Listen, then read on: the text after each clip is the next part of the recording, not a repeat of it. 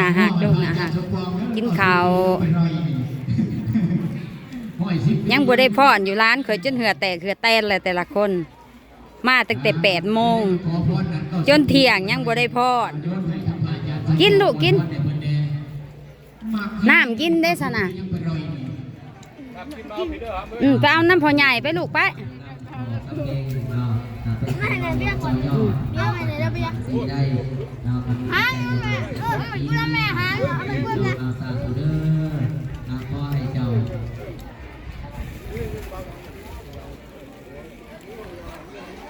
แนมไปก็เห็นเป็นป่านะคะบ้านน้ำโมงเด้อพี่น้องเด้อคุ้มน้ำโมงความทงไป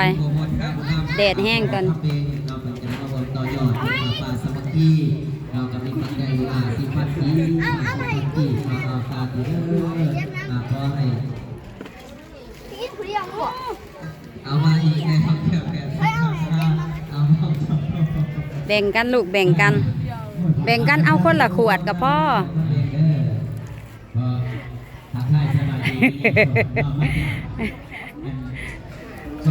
เป็นอะไรแซ่บบ่แซ่บ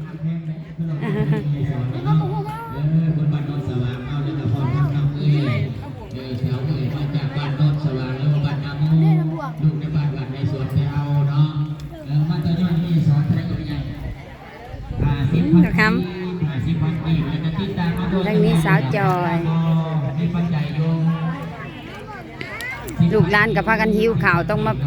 กินข่าวสะก่อน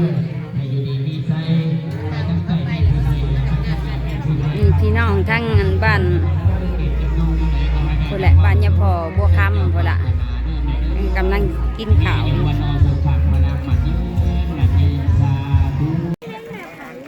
หลังจากที่เบิ่งศิลปะวรรณคดีฟ้อนแล้วก็มาเบิ่งมาชมเตรียมแห่ผ้าป่า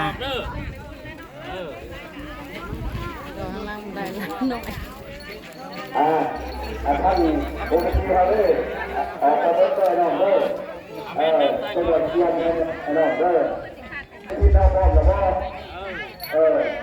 ท่านพร้อมแล้วนะหรือว่าให้เปิดเลยนะ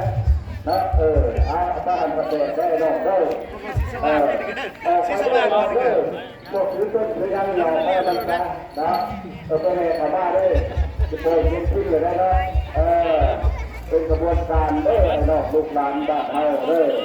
เรียกว่าตกไปดินไปเชียงการเดินน้ำจะเข้าเสียเด้อน้องเด้อจะพร้อมแกงน้องเด้อพอมีประปาเป็นประธานจะพอไปแห่เข้า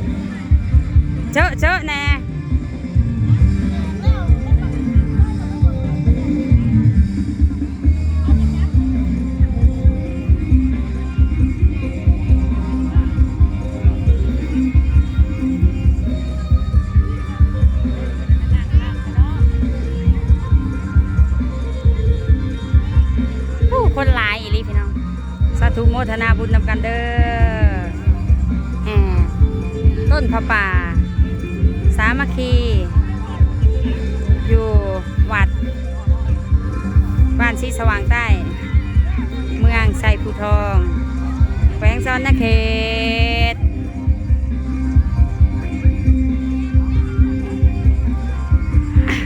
โอ้แดดกระแดดบดเลย